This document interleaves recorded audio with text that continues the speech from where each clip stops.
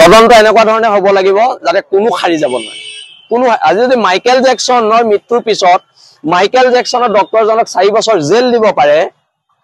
তেনে জুবিন গাৰ্গৰ মৃত্যুৰ পিছত কিয় এই মানুহগিটাক জেললে পঠিয়াব নোৱাৰিব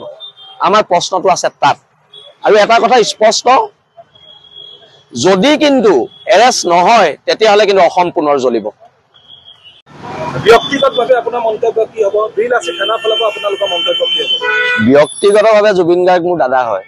আৰু ব্যক্তিগতভাৱে কেতিয়াবা ইহঁতৰ গিটাক পাবলৈ হলেতো আমি পিটন দিম এটো একদম সিধা সিধি কথা এটা কথাটো হৈছে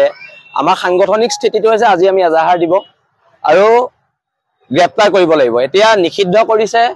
শ্যামকানু মহন্তক আমি হিমন্ত বিশ্ব শৰ্মাক ধন্যবাদ দিছো কিন্তু এটা প্ৰশ্নটো হ'ল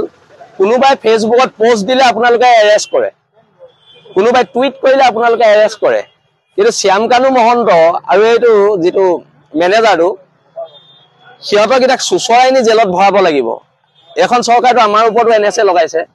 কিন্তু এতিয়া সিহঁতৰ ওপৰত এনএসএতকে ভয়াবহ ধাৰা লগাব লাগিব আৰু এটা কথা স্পষ্ট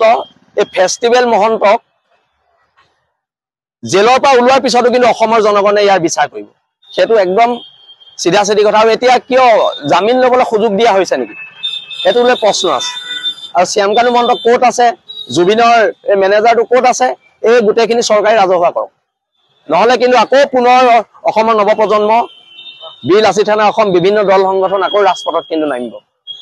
আপুনি বাৰু উমৰাহ কৰিবলৈ আগ্ৰহী নেকি আলিফ উমৰাহ ট্ৰেভেলছে আপোনাৰ বাজেটৰ ভিতৰত আগবঢ়াইছে কেতবোৰ আকৰ্ষণীয় পেকেজ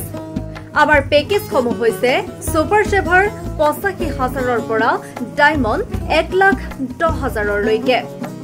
এতিয়া আৰু অপেক্ষা কিহৰ আজিয়ে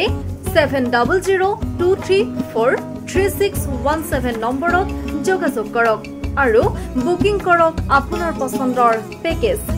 বিশ্বমানৰ সেৱাত অসমৰ ভিতৰত শ্ৰেষ্ঠ আলিফ উমৰাহ ট্ৰেভেলছ আমাৰ পৰৱৰ্তী যোৱাৰ তাৰিখ ২০২৫ চনৰ ১৪ জুলাই